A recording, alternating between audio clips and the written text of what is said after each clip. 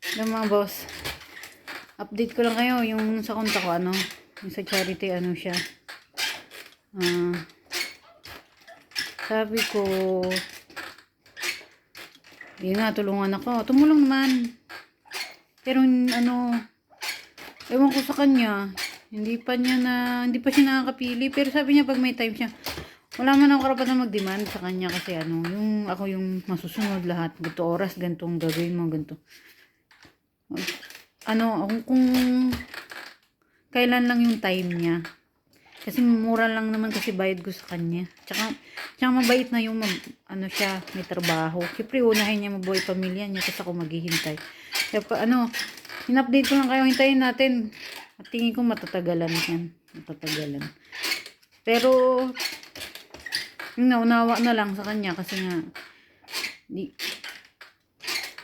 kano lang bayad ko sa kanya, tapos inuuna niya yung pamilya niya. So, maghihintay ako. Kinulit ko na rin siya, pero ganun talaga maghihintay ako. Kasi alam mo naman, uunahin niya talaga pamilya niya. Dinala lang niya, sabi ko, gagawa ako ng abakada, ABCD, dito. Pwede yun to sa foreigner at saka sa Pilipino. Para, matuto ka magbasa. Hindi ko pa siya tapos, pero ito yung mga, material, mga boss. Kailangan nila ng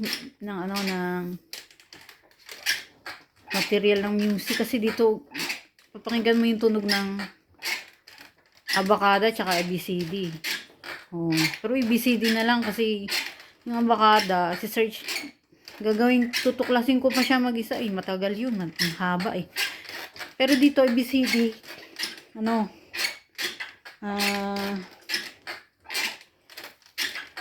may lyrics na dyan. Magawa sinearch ko, may gawa na siya. So, matatapos din to. Ito yung material. Bala ko. Bibili abakada. Ang abakada na yun, ang haba nito. Yan. Haba yan. Halimbawa, sila sa bundok. Lalo pag marami sila, tapos walang school. Ito pwede nyo iwanan sa kanila kasi walang ang guro, walang Tapos, ilagay ko rin to paano gamitin, saan, lang naman, ito yung tunog, A, B, C, D, may siya, parang, ito yung example saan ba yun? Saglit lang nakakad ako, ito.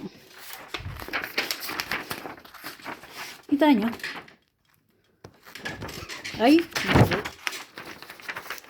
Hindi makita. Teka lang Ito hindi siya ABCD. Pero meron din ABCD. Hahanapin nga lang. Pero meron naman. So may malaki talaga chance. May pag-asa. Kita nyo? Kita nyo ba? May number siya Ayan Nakita nyo? Lyrics yan ng happy birthday. Happy birthday. Susundan mo yung number. Yun tunog na yun. Happy birthday to you. Ganun. Ngayon, meron tong lyrics ng ABCD. Yun ang hahanapin ko. Tapos, nagawa ko ng ganito. Di pa to tapos wala pa yung order ko Matagal dumating. Tingin ko dahil sa gera. Mahal lang gas. Dito rin maraming mahirap mga boss. Mga ganda lang yung sistema. Kaya ganun. Sa gobyerno ba. Nagaya nung sabi ko, lalagyan ko yan ng abakada.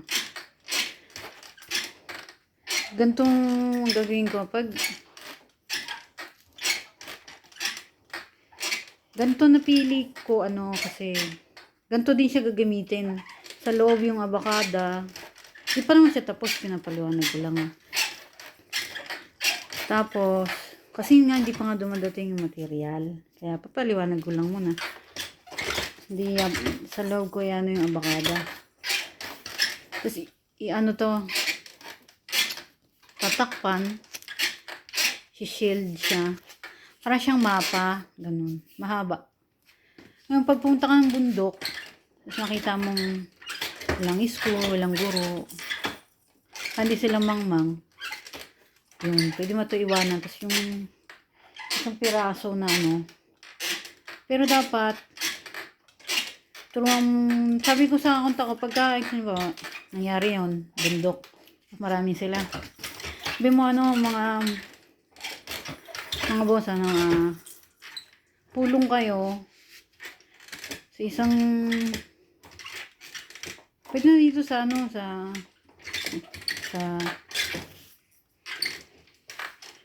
kubo o sa park. Sa park na lang, mahangin, masarap kasi pag sa labas eh. Sa loob ng bahay, mainit eh. Na lang sa park. Marinig ko pa yung ibon. Wait. Alam mo yung nakakakalma. Stress. Tapos tignan ko yung mga puno, hanggang green. Yung mga gusto kong ganyan, nakaka-relax. Pakinggan mo yung ilog, yung tubig. Ganun. Sabi ano, doon na lang sa place na nakakalma. Mamili sila ng lugar. Tapos, lalatag lang to, hindi to mababasa kasi naka ano na siya. Pag umulan, takbuhan na lang kayo. Silong kayo. Masaya yung ganun no? Di pag may budget naman, paggawa mo na lang yung ano. Pagka wala, ganun. Hindi, latag mo to. Sandun sa loob yung abakada. Mahaba to, tapos ditiklop, ganyan siya. Magaan lang siya. Tapos pag hindi na mo ganyan. May bagbag to eh, pagkatapos. Tapos, ano,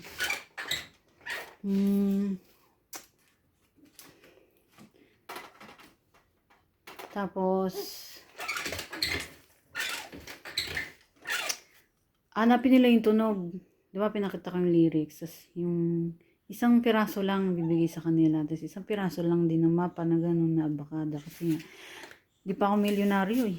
Pero pag milyonaryo na ako, kukunin ko lahat ng baliw dyan. Papatulong ako kay Tito. Ako mismo pupunta. Tapos kukunin namin lahat ng baliw dyan. Papainumin namin ng gamot. Yun ang pinakamahirap na solusyonan. Yun, nasasabi ko. Pero pag, kasi kailangan yan, milyon eh. Diyan mo, may awari ng Diyos. Pagdasal na lang natin, maging milyonarya ako. Gusto ko ano eh, para pag naging milyonarya, magagawa kong kunin yung baliw dyan, magagamot yan. Kasi marami yan sila eh. Tsaka malalakas yan pag nagwala. Kailangan yung papagawa kong ano eh, matibay. Kasi di ba may mga baliw na parang nagwawala yung ganun. Alam mo yun? Di ba may mga ganun? Tapos,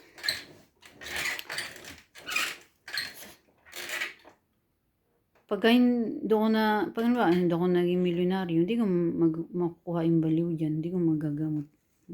Pero pag naging milyonaryo ako, kukunin ko lahat ng baliw dyan. Papatulong na lang ako sa gobyerno. Ganun. Yun yung pinakahuling, pinakamahirap, mahirap na solusyon yan. Pero may gamot naman. May pag-asa naman. Sabi naman daw, libre daw. Ewan ko lang. Mahirap umasa sa sa buhay. Mahirap. Laging talo. Minanda, wag ka na umasa. Pero pag, may awa rin ng Diyos. Basta yun, ganun, pag naging milyonaryo, kukunin ko yung baliw dyan ako mismo. Pero pagka hindi ko sila kukunin. Ignore na lang. Ganun. May awa rin ng Diyos.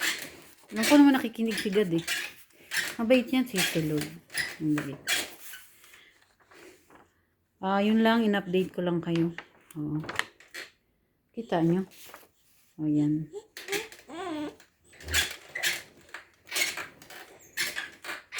Tapos yung bahay-bahay na gagawin ko pa sa mahirap, tela yun eh. Dapat solid, nagmahalan. Kaya tela ako bumagsak. Hindi pa rin dumadating yun. Nahiya kasi ako pabili ng gusto sa asawa ko. Ang mahal kasi ngayon, nahiya ako. Kaya unti-unti lang. Ayun, gagawin ko dito, gagawin itong video. Tapos yung gagawin ng kontak ko, gagayahin niya. Tapos siya naman bahala dyan. So ako dito, pag nagawa ko, bibigay ko na lang dito sa pulubi. O, ganun. Kasi, hindi ako makakapunta dyan. Nandiyan naman yung kontak ko. Mas maraming nakikipag-friend, mga vlogger. Hindi ko kayo ma-add friend kasi kung gusto nyo makipag-contact, pag okay na yung contact ko, siya na lang kontakin nyo. Ibigay ko yung number, tas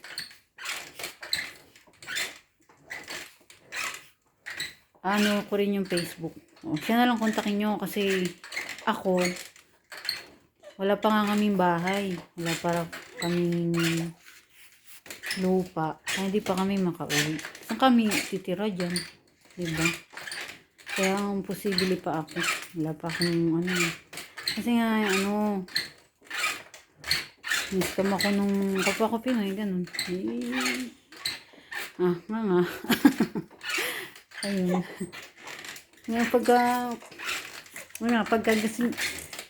pagka gusto nyo makakontak, bigay ko yung contact ng number ko. Yun yung kontakin nyo. Pagka bibigay ko. Yun lang mga boss. In-update ko lang kayo. Ciao.